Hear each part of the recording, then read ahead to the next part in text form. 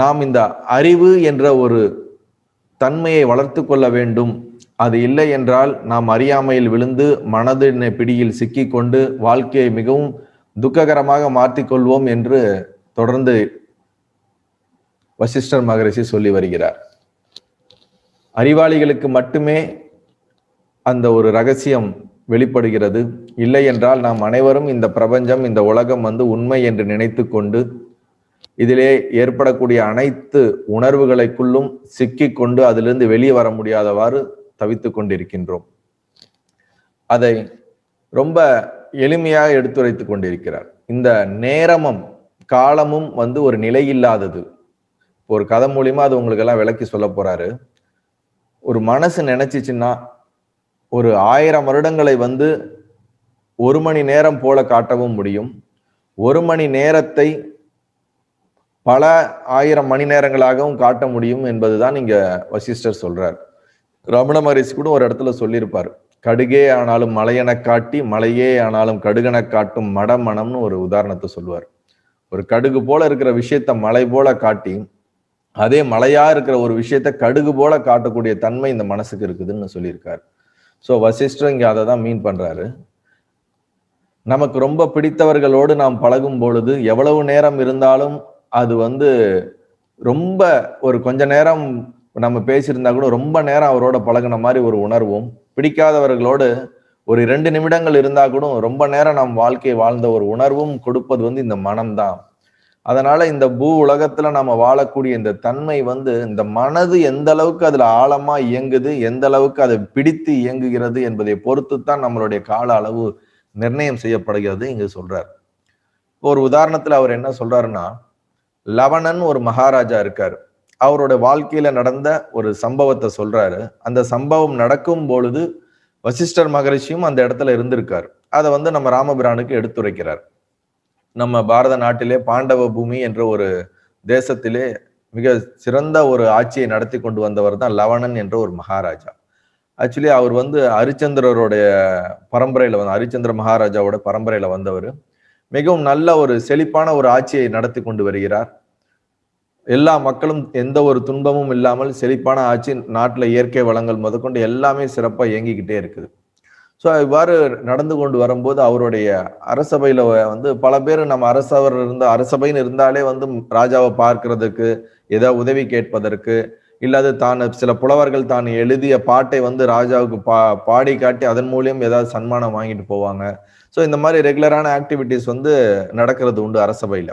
So அப்படி ஒரு நாள் அரசபையில் இந்த லவணன் இருக்கும் பொழுது அங்கே ஒரு மாயாஜாலக்காரர் வராரு. அவரோட பேரு சம்பரிகன் பேரு. அவர் எனக்கு மாயாஜாலங்கள்லாம் தெரியும், நான் உங்களுக்கு மாயாஜாலம் காட்டுகின்றேன், எனக்கு நீங்கள் அதற்கு உண்டான ஒரு வெகுமதியை எனக்கு தர வேண்டும் என்று ராஜாவிடம் ஒரு விண்ணப்பம் வைக்கிறார். ராஜாவும் சரி ஓகே, நீ என்ன உனக்கு மாயாஜாலம் காட்டு பார்ப்போம், நீ உன்னோட மாயாஜாலம் சிறந்ததா இருந்துச்சுன்னா நீ எதிர்பார்க்காத அளவுக்கு உனக்கு நான் பரிசை கொடுத்து உன்னை நான் மகிழ்விப்பேன் அப்படிங்கிறாரு. சரின்னு சொல்லி எல்லா அரண்மனையில அரசபையில மந்திரிமார்கள் மற்ற எல்லாரும் இருக்காங்க. ராஜாவும் உட்கார்ந்துட்டு இருக்காரு அவருடைய சிம்மாசனத்துல. இந்த மாயாஜாலக்கார வித்தைக்காரன் என்ன பண்றாரு, தன்னுடைய மயில் தோகையை 2 பையில இருந்து எடுத்து அந்த ராஜாவோட முகத்து முன்னாடி அதை இப்படி ஆட்டி காட்டுறாரு. அதை ஆட்டும் பொழுதே அந்த ராஜாவுக்கு என்ன ஆயிடுதுன்னா, ஒரு பிரகாசமான ஒரு ஒளி அவருக்கு தெரியுது. அந்த பிரகாசமான ஒளி அப்படி தெரிந்து அது முடிவதற்குள் அவருக்கு நேரா பக்கத்து நாட்டு மன்னன் ஒரு பெரிய ஒரு ஜெய்ஜாண்டிக்கான ஒரு வெள்ளை நிற குதிரையோட நடந்து வந்துகிட்டு இருக்காரு. அந்த குதிரையை பாக்குறாரு, அந்த ராஜாவை பாக்குறாரு. இவங்க எப்படி இப்படி திடீர்னு இங்க வராங்களேன்னு இவர் யோசிக்கிறாரு. அதற்குள்ளே அந்த ராஜா இந்த குதிரை உங்களுக்கு பரிசாக நான் கொண்டு வந்திருக்கிறேன், இதை நீங்கள் வைத்துக் கொள்ளுங்கள் என்று இவர்கிட்ட கொடுத்துட்டு அவர் கிளம்பிடுறாரு. அப்ப இந்த மாயாஜாலக்காரன் இந்த ராஜாவை பார்த்து, ராஜாவே நீங்க இந்த குதிரையில ஏறி பயணம் பண்ணுங்க, இது ரொம்ப சிறப்பு வாய்ந்த குதிரை அப்படிங்கிறாரு. அந்த குதிரையில ஏறுறதுக்கு ராஜா ஏறி உட்கார்றாரு. அது வரைக்கும் தான் அவருக்கு ஞாபகம் இருக்குது. அதற்கு பின் என்ன நடந்தது என்பதை அவர் மறந்து விடுகிறார். ஒரு 2 மணி நேரங்கள் கழித்து அவர் மீண்டும் தான் உட்கார்ந்திருக்க சிம்மாசனத்திலே அவர் அப்படியே உட்கார்ந்துருக்கிறார். 2 மணி நேரம் கடந்துருச்சு. மந்திரிமார்கள் மற்றவர்கள் எல்லாரும் என்ன ஆச்சுன்னு தெரியலையே ராஜாவுக்கு, இந்த மாயாஜாலக்காரன் ஏதாவது பண்ணிட்டானா என்னன்னு தெரியலையே, ரொம்ப நல்லா தானே இருந்தாரு, எந்த பிரச்சனையும் இல்லாம தானே இருந்தது, நம்ம ஆளு ரொம்ப பவர்ஃபுல்லான ஆளாச்சே, இந்த மாதிரி ஒரு இதுல சிக்க மாட்டாரே அப்படின்னு யோசிச்சுட்டு இருக்காங்க. 2 மணி நேரம் கழிச்சு தான் இவருக்கு வந்து தான் வந்து இந்த சிம்மாசனத்துல உட்கார்ந்துருக்கோம். அப்படி அந்த ஒரு நம்ம எப்படி ஒரு கனவுக்கு போயிட்டு திரும்பி ஞாபகத்துக்கு வந்தா நம்ம உடம்பு ஞாபகம் வர மாதிரி அவரு தான் திருப்பி ஞாபகம் வந்து பாக்குறாரு. அரசபையில உட்கார்ந்துகிட்டு இருக்காரு. எல்லாரும் உட்கார்ந்துட்டு இருக்காங்க. அப்பதான் இவருக்கு தெரியுது நம்ம இவ்வளவு நேரம் வேற எங்கேயோ இருந்தோம் அப்படிங்கிற ஒரு உணர்வு. வந்த உடனே எல்லாரும் கேட்கறாங்க, என்னாச்சு ராஜா, எங்க போனீங்க, என்ன நடந்தது, அந்த மாயாஜாலக்காரன் உங்களை ஏதாவது மயக்கிட்டானா என்னன்னு தெரியலையே அப்படின்னு கேட்டுக்கிட்டே இருக்கிறாங்க. அதற்குள்ள அந்த மாயாஜாலக்காரன் அந்த இடத்தை விட்டு கிளம்பிடுறாரு. உடனே மகாராஜா வந்து தனக்கு நடந்த அந்த அனுபவத்தை வந்து அந்த மந்திரிமார்கள் எல்லாத்துக்கிட்டையும் பகிர்ந்துக்கிறார். அவர் என்ன பகிர்ந்துக்கிறாருன்னா, எப்போ இந்த மாயாஜாலக்காரன் வந்து அந்த வெளிச்சம் ஏற்பட்டவுடன் அந்த குதிரையில ஏறி கிளம்புன்னு சொன்ன உடனே நானும் அந்த குதிரையில ஏறி உட்கார்ந்தேன். ஆனா அது உட்கார்ந்ததுக்கு அப்புறம் அந்த குதிரை ரொம்ப வேகமா பறந்து அது பாட்டுக்கு ஓட ஆரம்பிச்சிருச்சு. அது ஓட ஆரம்பிச்சது வந்து ஒரு பெரிய காட்டு தீ எரிஞ்சுக்கிட்டு இருக்கக்கூடிய ஒரு காடுகள் நிறைஞ்ச ஒரு இடத்துல வந்து அது பாட்டுக்கு ஓடுது. கொஞ்சம் கூட குடிக்கிறதுக்கு தண்ணி இல்ல, குதிரையும் நிக்கவும் இல்ல, ரொம்ப வேகமா போகுது. என்னால குதிரையிலயும் இறங்க முடியல. இறங்கணும்னு நினைச்சேன்னா கீழே விழுந்து நானே என்ன ஆயிடுவேன், இறந்துடுவேன். அந்த அளவுக்கு வேகமா போகுது. எல்லா இடத்துலயும் தீயா இருக்குது. அந்த தீயில இருந்து தப்பிக்கிறதுக்கு அந்த குதிரை எவ்வளவு வேகமா போகுமோ அவ்வளவு தூரம் வேகமா போகுது. காலையில வேகமா சூரியன் உதிக்கும் போது ஓட ஆரம்பிச்சது, மாலை வரைக்கும் ஓடிக்கிட்டே இருக்குது. என்னால ஒண்ணுமே பண்ண முடியல. எனக்கு வந்து என்னோட உடல் மிகப்பெரிய ஒரு அசதிக்கு ஏற்பட்டுருச்சு. சரி, மாலை நேரத்துல வந்து ஒரு காட்டுக்குள்ள போய் அந்த காடெல்லாம் மிக அடர்த்தியான மரங்கள்லாம் இருக்குது. அதுக்குள்ள ஓடிக்கிட்டே இருக்குது. நான் எப்படியாவது தப்பிச்சாகணுமேங்கிறதுக்கோசரம் இந்த மரத்துல அந்த ஆழம் விழுது மாதிரி தொங்கிட்டு இருக்க கொடியை பிடிச்சுக்கிட்டு நான் குதிரையில இருந்து நான் தப்பிச்சுக்கிட்டேன். குதிரை ஓடி போயிடுச்சு. நான் அந்த கொடியை பிடிச்சுக்கிட்டு தாங்கிட்டு அங்கேயே கீழே விழுந்துட்டேன் நானு. அது வேற மாலை நேரம் ஆயிடுச்சு. இரவு நேரமானனால என்னால குளிர் தாங்க முடியல. சாப்பிட்றதுக்கு ஒண்ணும் இல்ல. எங்க போறதுன்னு தெரியல. வெளிச்சமும் இல்ல. நான் விழுந்த இடத்துலயே அப்படியே வந்து நான் வந்து நைட்டு பொழுது நான் கடந்துட்டேன். அந்த நைட்டு ஒரு நாள் நைட்டே எனக்கு வந்து பல நாட்கள் கடந்த மாதிரி அவ்வளோ ஒரு மோசமான ஒரு அனுபவத்தை எனக்கு கொடுத்துச்சு. குளிர்லயே வந்து என்னால நடுங்கிட்டு நான் வாழ்ந்தேன். காலையில எந்திரிச்சு நான் சரி எங்க இது, எந்த ஏரியா, எந்த மாதிரி இது இடம்னு சொல்லி வெளியே நான் ரொம்ப தூரம் நடந்து போய்கிட்டே இருந்தேன். அப்ப பார்க்கும்போது தூரத்துல இருந்து ஒரு பெண் நடந்து வந்துகிட்டு இருந்தா.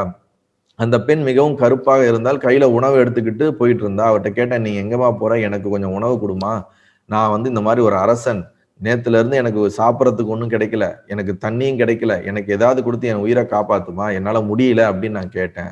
அவள் என்ன சொல்றாருன்னா, நான் வந்து என்னுடைய தந்தைக்கு வந்து உணவு எடுத்துட்டு போயிட்டு இருக்கேன், அவர் வேட்டையாடிக்கிட்டு இருக்காரு, நான் உனக்கு கொடுக்க முடியாது, நீ ஒரு பெரிய அரசன், நானும் வந்து கீழ்குடியில் பிறந்தவள், அதனால உங்களுக்கு நான் வந்து உணவு கொடுக்க முடியாது, என்னை மன்னிச்சிடுங்க அப்படின்ட்டு அவ கிளம்பி போயிட்டா.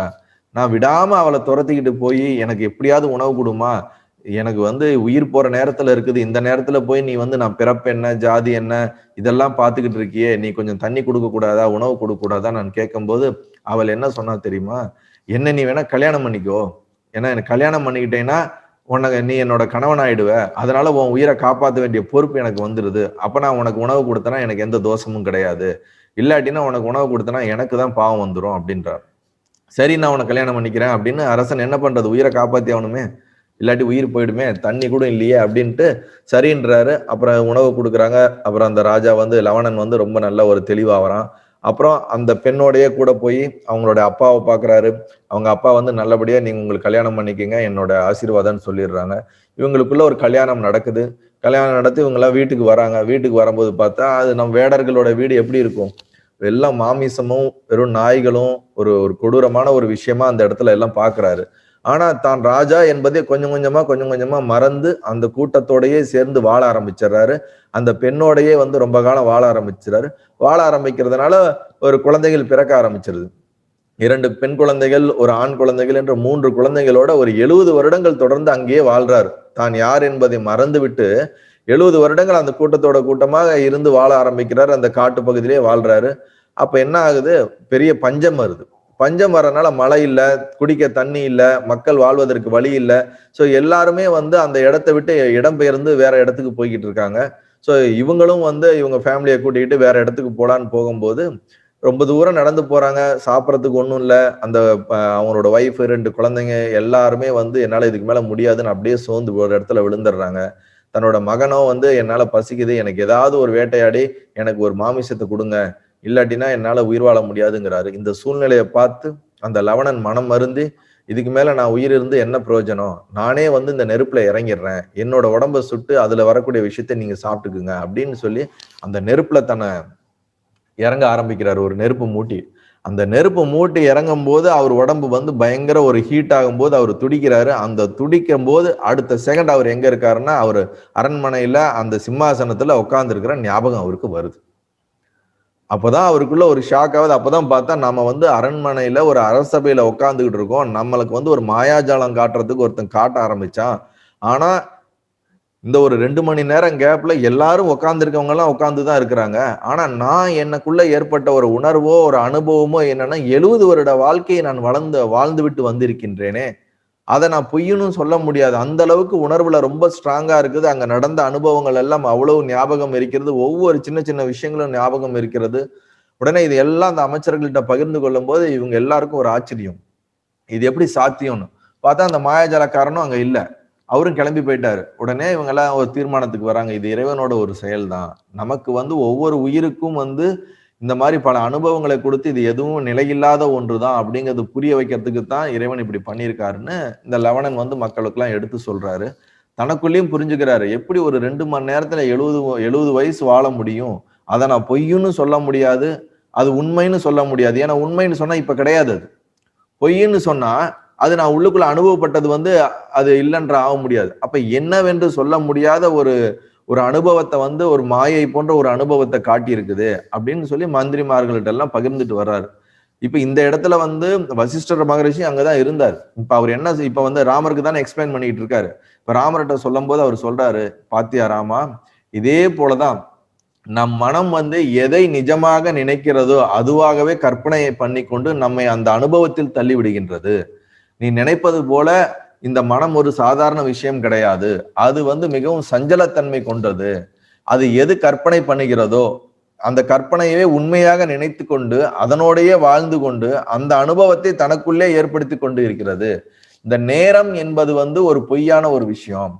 நம் மனதோட ஆசைகளுக்கு ஏத்தாற்போல் கற்பனைகளுக்கு ஏத்தாற்போல் இந்த நேரம் வந்து அதிகமாகவும் குறைவாகவும் ஏற்படுகின்றது. அதனால நம்ம இந்த சரீரத்துல நம்ம இப்ப வாழ்ந்துட்டு இருக்கோம்ல, இந்த உலகத்துல, இந்த ஒரு பூமியில வந்து இந்த தமிழ்நாட்டுல நம்ம வாழ்ந்துட்டு இருக்கோம் அப்படிங்கிற இந்த நம்ம வாழ்க்கை, நம்ம வாழ்ந்துட்டு இருக்க இந்த ஜாக்கிரத்துங்கிற இந்த டைமிங், நம்ம வச்சிருக்கக்கூடிய 24 மணி நேரம், நொடிகள், நிமிடங்கள் அல்லது வருடங்கள், இது எல்லாமே இந்த சரீரத்தில் இருக்கக்கூடிய மனசுக்கு உண்டான நேரம் தானே தவிர, இதற்கு அப்பாற்பட்டு சரீரத்தை விடும் பொழுது இந்த நேரத்திற்கு நம்மளுடைய மனம் வந்து இதே மாதிரி வச்சு நம்ம வந்து கால்குலேட் பண்ணணும்னு நினைச்சீங்கன்னா அப்படி இருக்கவே இருக்காதுங்கிறத இங்க வசிஷ்டர் சொல்றாரு.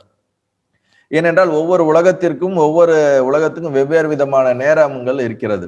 அந்தந்த மனதோட தன்மைக்கு ஏற்றாற்போல் நேரம் வந்து அதிகமாகவும் குறைவாகவும் இருக்கிறதுனால இந்த நேரமே ஒரு பொய்யான ஒரு விஷயம்தான். அதனால இந்த நேரத்தை கண்டு ஏமாறக்கூடாது ராமா அப்படிங்கறத அவங்க எடுத்து சொல்றாரு.